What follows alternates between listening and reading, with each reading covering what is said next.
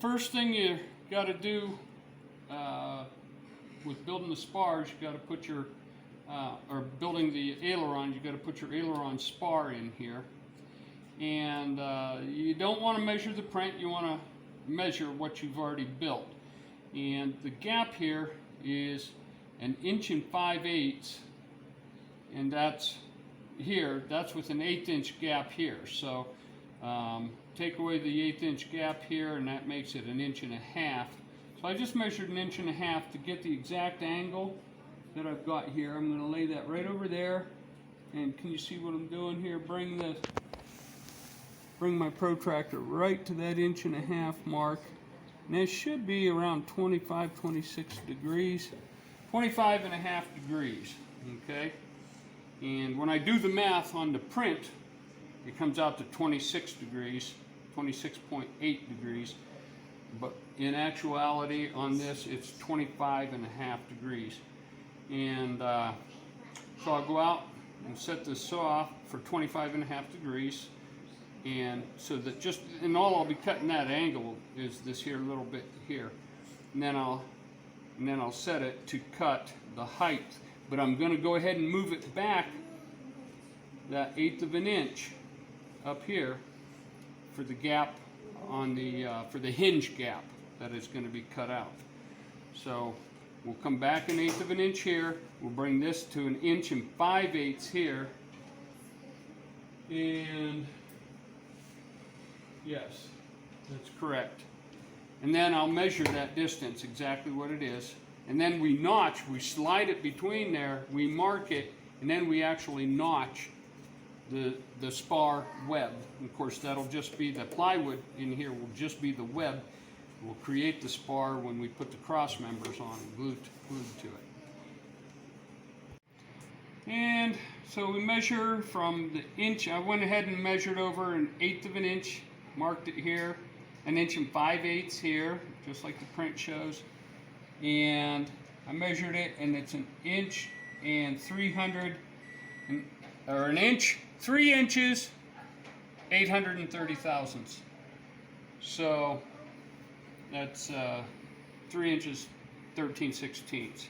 So, or just beyond it. So we're going to go outside and cut that.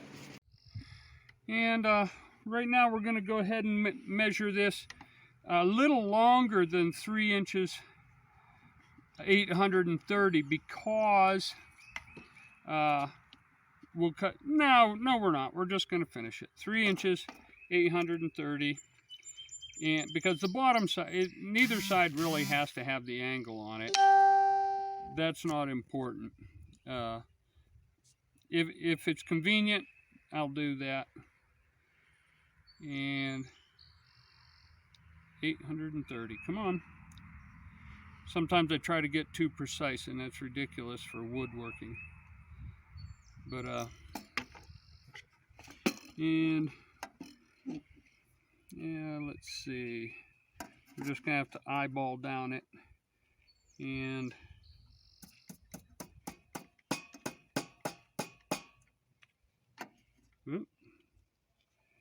all right, let's see. That's going to be coming off right there. And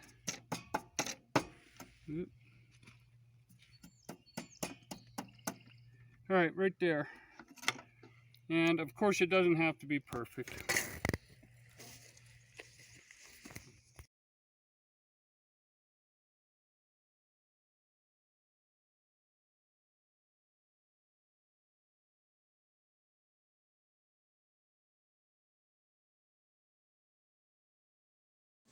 All right, now we've got to slide it in from the end. That's why you don't do any work on the end capping this or anything.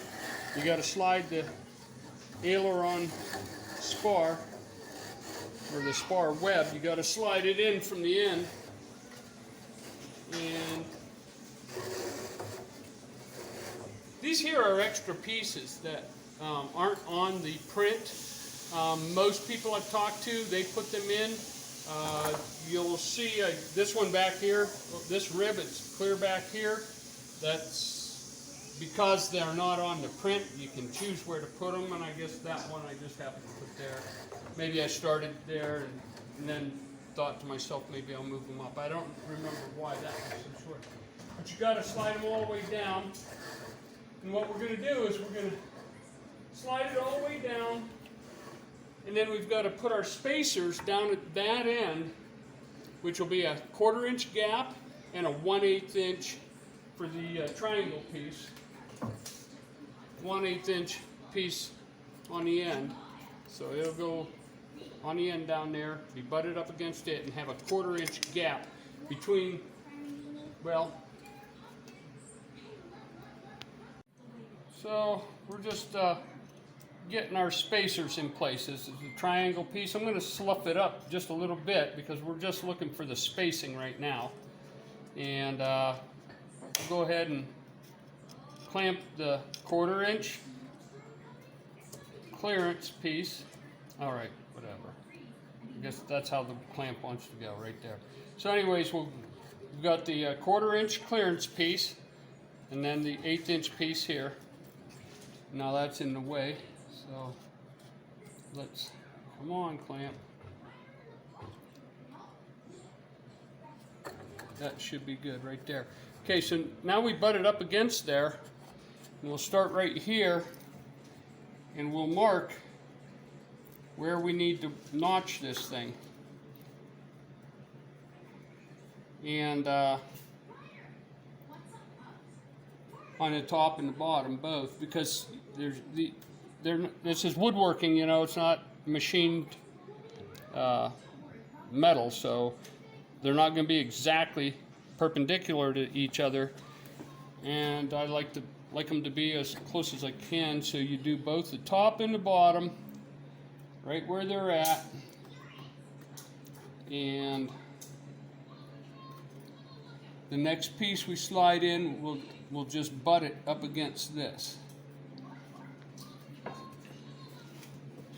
And I'm just pushing it like this so it hits up at the top.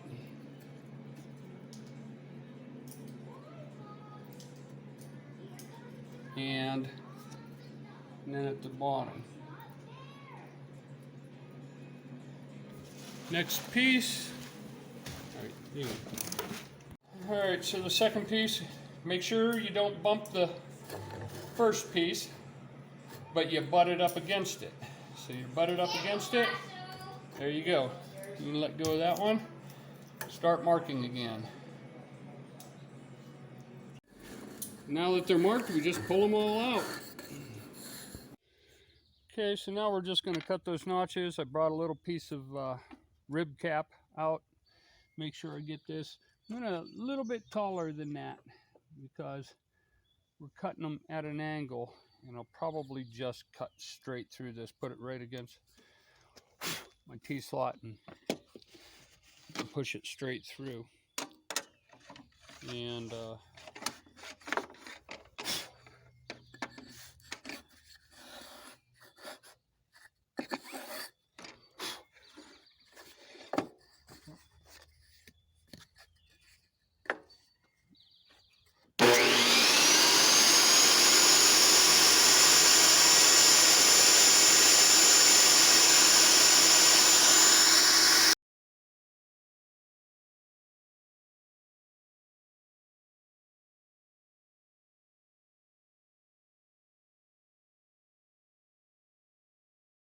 of course, now we have to scuff up all of these places where we're going to join them, and then where the spar caps, or the spar caps are going to glue onto it.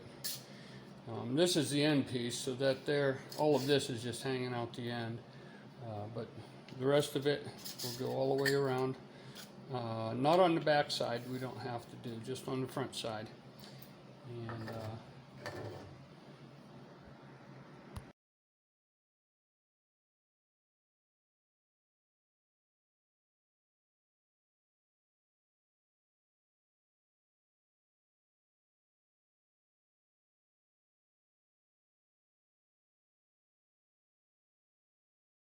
now comes the fun part. And I remember this with every single aileron I've done. Once you get them back in, and you can even try to make these notches slightly wider than they need to be. It doesn't matter. They're not all going to fit. So I've got to sand this one a little bit. I'll probably have to cut on this one a little bit. And this one also on the bottom. So now you just mark them, but you don't bother pulling it out. You just take and, well, geez, that one's pretty, I'm just surprised I missed the mark by that much. But it's the only piece that can fit in there. You saw me mark them. I didn't think I got the marks off that bad. But, wonder if I got it upside down from what I had it here. Maybe I did. Well, I don't know which one of you guys it was that yelled, "You idiot, you got it in upside down," but you were correct. So I took the time to sand it on the other side and put it in, and yep. By the time you get done, well, not even done, you're halfway through a wing build, you're going to say to yourself, I've built this plane like 3 times because of all the dry fitting. So, okay, we've put it in there twice. Okay, this time, once I flip this upside right, this one fit in perfect, and it's butted up against the end real good. Now, to get this one to butt up against this snugly, I had to shave a little on this side of that and this side of that, and then on the bottom side right there I had to shave a little bit.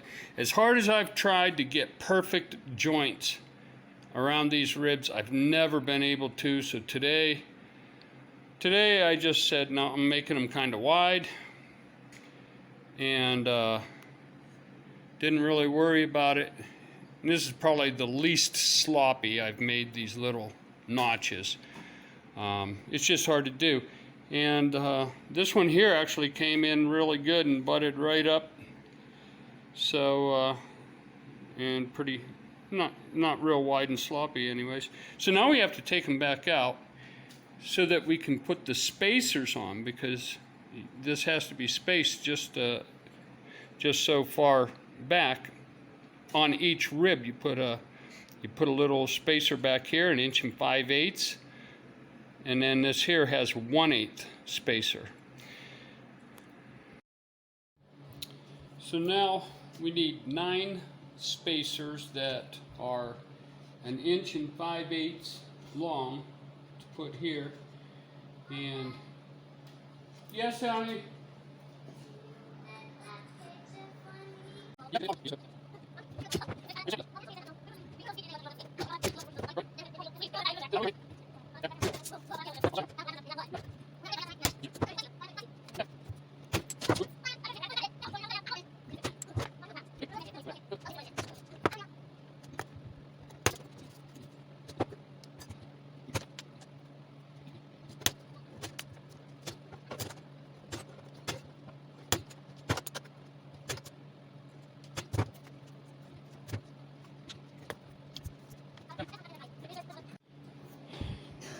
As you can see, it's very difficult to snip this stuff. That's commercial white ash, very, very hard to cut. So you put these uprights 1/8 inch right here, one on each, next to each rib, and then you take these 1 5/8 inches pieces and you clamp them on the side of the rib, against the spar, butt them up against the spar. See if I can do it on this side. Oh, I've got a little piece of glue there. But anyways, you butt them up against the spar, but angled down towards the bottom a little bit, because that's where, down at the bottom, that's where you want the 5/8 at. 1 5/8 gap there. So you got 1 5/8 gap there, 1/8 inch gap up here. And that's about how wide your hinge is going to be. It's a fairly small piano hinge. So now we have 1/8 inch spacer and an 1 5/8" spacer at each rib. And somewhere here there's a splice, so we've got to do an extra 1/8 inch. I think it's right in here somewhere. So we've got to put an extra 1/8 inch spacer in there, and that would be, yeah, right there. So right here, probably put one, clamp one in so that it's, you can hit it with both pieces right there. All right. And now I very carefully have to slide it all back in, and then I have to cut these two pieces right up there. That there wedge with, well, I can't remember what that angle is. I'll measure it up. And of course we got a 90, and what the other angle is I can't remember. And then you got your and then a square block so that we have enough room to put the hinge in. Now we have this end piece sanded at that angle right there because we're going to put a block in right there. And then this here gets a stiffener that runs down there. And that's shown right here.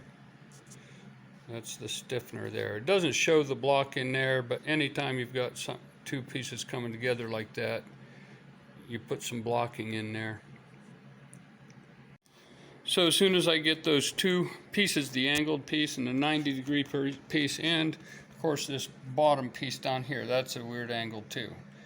So you've got to take a 90 or just a square piece, and then take this angle, which I guess should be what, 25.5 degrees?